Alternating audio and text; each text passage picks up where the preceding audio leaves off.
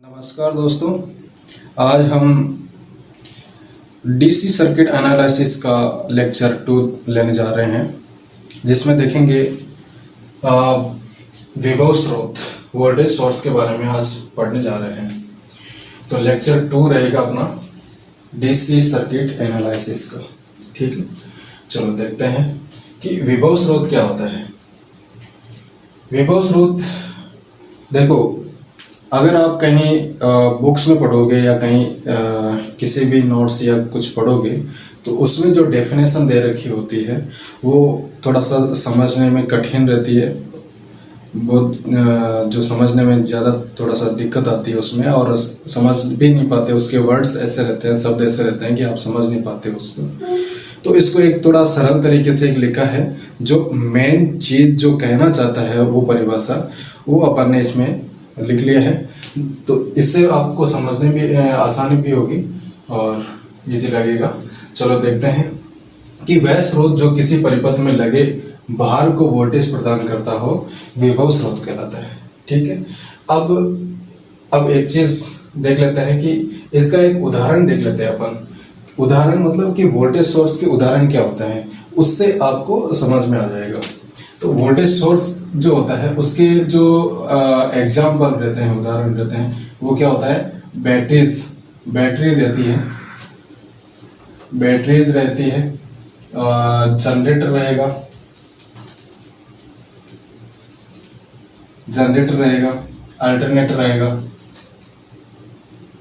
Alternator रहेगा। ठीक है, ये एक इसके वोल्टेज सोर्स के एग्जाम्पल रहेंगे। ठीक है, तो अब इससे आपको ये पता चल जाएगा कि बैटरी क्या करती है। वह स्रोत यानी कि बैटरी किसी परिपथ में लगे भार को वोल्टेज प्रदान करता है। ये मेरा एक लोड लगा है और इसको अगर यहाँ पे अगर मैं बैटरी दे देता हूँ, इसको एक लोड से कनेक्ट कर दिया, तो इस लोड को ये क्या कर रहा है, वोल्टेज प्रदान कर रहा है। तो इस वाले सोर्स को क्या कहेंगे अपन, वोल्टेज सोर्स कहेंगे।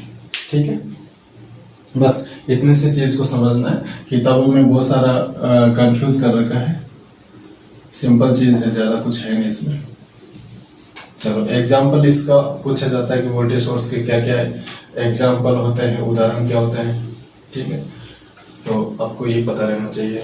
अब वोल्टेज सोर्स जो होते हैं वो दो टाइप के होते हैं, एक होता है आदर्श वोल्टेज सोर्स और एक होता है प्रैक्टिकल, जो व्यवहारिक विभव स्रोत होता है, एक आदर्श होता है। तो आदर्श के बारे में अपन पढ़ते हैं कि इससे तात्पर्य यह है कि जब सप्लाई वोल्टेज तथा टर्मिनल वोल्टेज समान रहता हो तथा जिसका आंतरिक प्रतिरोध शून्य हो, वह आदर्श विभव स्रोत कहलाता है।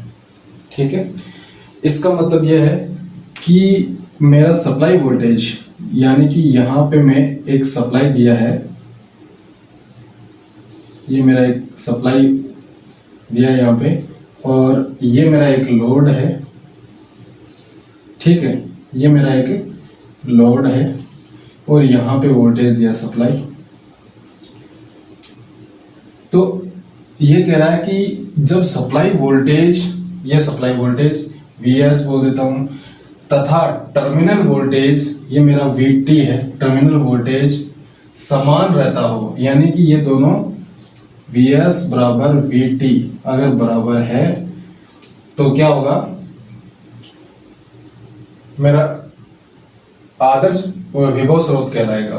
तथा इसका आंतरिक प्रतिरोध शून्य रहता है, ये अगर कंडीशन बनती है तो मेरा आदर्श स्रोत रहेगा। ठीक है, चलो इसको अगर ये देख लेते हैं एक बार। अब अगर इसमें अपन KVL अप्लाई करते हैं तो भी पता चल जाएगा अपने को। अगर इस लूप लगाते हैं इसमें तो होता क्या है कि अगर जो करंट की डायरेक्शन है वो पॉजिटिव से नेगेटिव की तरफ जाएगी, पॉजिटिव ये है और नेगेटिव ये है इधर, तो पॉजिटिव से निकलेगा और नेगेटिव में आएगा। तो KVL जब लगाते हैं तो जो निकलने वाला पॉइंट है उसको अगर लेते हैं तो प्लस लेंगे, तो प्लस Vs, और इधर जो निकलने वाला कौन सा है, माइनस, तो माइनस Vt बराबर 0। अपन जो KVL, ठीक है, अभी देख लेते हैं KVL और KCL अगर अपन आगे चलने वाले लेक्चर में लेंगे तब और भी क्लियर हो जाएगा। अपन तो अभी अगर इसको मैं पक्षांतर करता हूँ तो Vs बराबर क्या होगा Vt, क्योंकि ये पक्षांतर करूँगा तो जो माइनस है वो प्लस में हो जाएगा। तो ये अपना जो था कि वोल्टेज सोर्स और टर्मिनल वोल्टेज जो है वो अपना इक्वल होगा, तो किस कंडीशन में होगा, आदर्श विभव स्रोत की कंडीशन में, ठीक है। और इसका इंटरनल जो रेजिस्टेंस है वो 0 होता है, ठीक है। ये क्वेश्चन में आते हैं, इस चीज का जरूर ध्यान रखना। चलो अब इसका जो आदर्श विभव स्रोत है, इसका जो तुल्य परिपथ है वो कैसे रहेगा, ये तुल्य परिपथ रहेगा, क्योंकि इसके अंदर क्या है, तुम्हारा इंटरनल रेजिस्टेंस नहीं रहता है, तो सिंपल इस तरीके से रहेगा।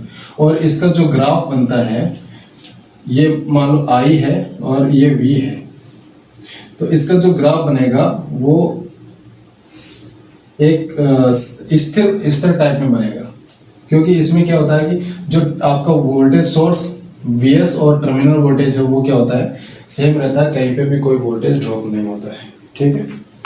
तो ये एक काल्पनिक होता है, ऐसा होता नहीं है कि जो भी वोल्टेज सोर्स है वो आदर्श वोल्टेज सोर्स रहता है। वोल्टेज सोर्स का कुछ ना कुछ रेजिस्टेंस, इंटरनल रेजिस्टेंस जरूर होता है, तो ये एक काल्पनिक है, ठीक है।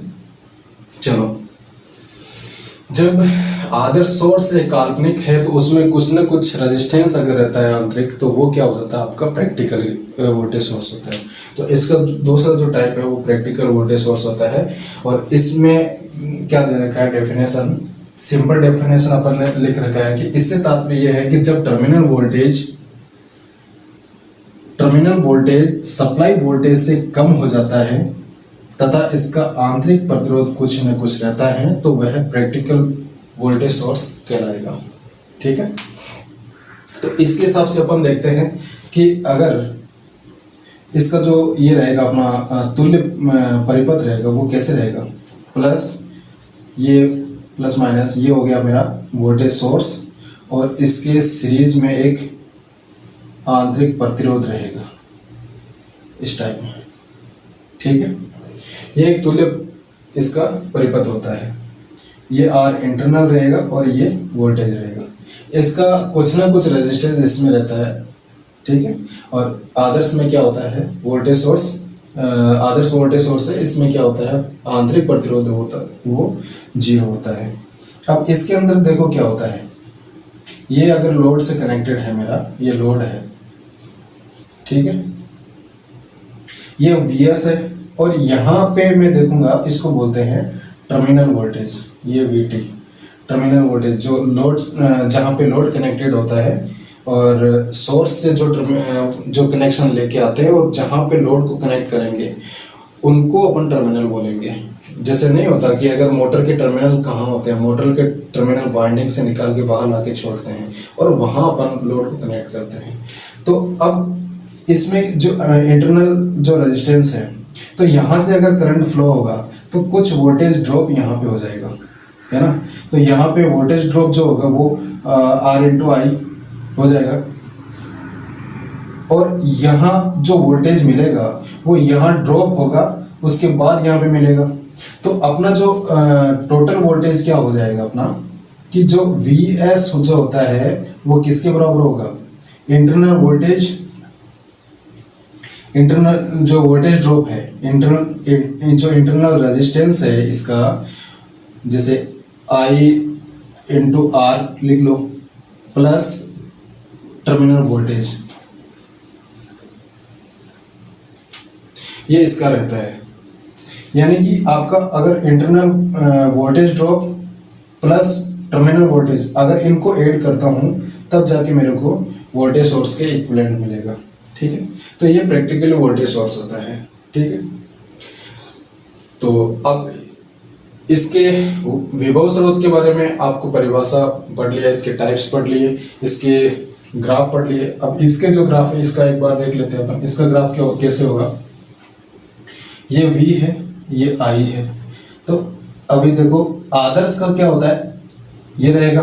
आदर्श में क्या होता है कि आपका जो वोल्टेज है, सोर्स वोल्टेज, वो और टर्मिनल वोल्टेज क्या होगा, दोनों सेम रहेगा। लेकिन इसके अंदर इंटरनल वोल्टेज की वजह से क्या होगा, मेरा वोल्टेज ड्रॉप होगा और जो टर्मिनल वोल्टेज है वो कम हो जाएगा। तो वोल्टेज मेरा जो कम होगा वो इस तरीके से इसका ग्राफ बनेगा। ठीक है, तो इस टाइप का अगर ग्राफ पूछा जाता है एग्जाम में तो आपको पता रहना चाहिए कि ये प्रैक्टिकल वोल्टेज सोर्स का ग्राफ है, और वैसा अगर दे दिया तो वो आदर्श वोल्टेज सोर्स का ग्राफ है। अब इसमें 2-3 पॉइंट यही रहते हैं, इनका आपको ध्यान में रखना है। तो इसमें आपको ध्यान में रखना है कि एक तो जो आदर्श वोल्टेज सोर्स होता है, आदर्श वोल्टेज सोर्स का जो इंटरनल रेजिस्टेंस होता है RI वो रहता है 0। ठीक है, और इसका जो वोल्टेज जो सोर्स वोल्टेज है वो टर्मिनल वोल्टेज के बराबर होता है। ये इस चीज़ में ध्यान रखना है। और इसके अंदर आपको ध्यान रखना है कि जो इंटरनल रेजिस्टेंस है वो कम होता है। ठीक है, और जो वोल्टेज जो सोर्स वोल्टेज है वो इंटरनल ड्रॉप वोल्टेज, मान लो I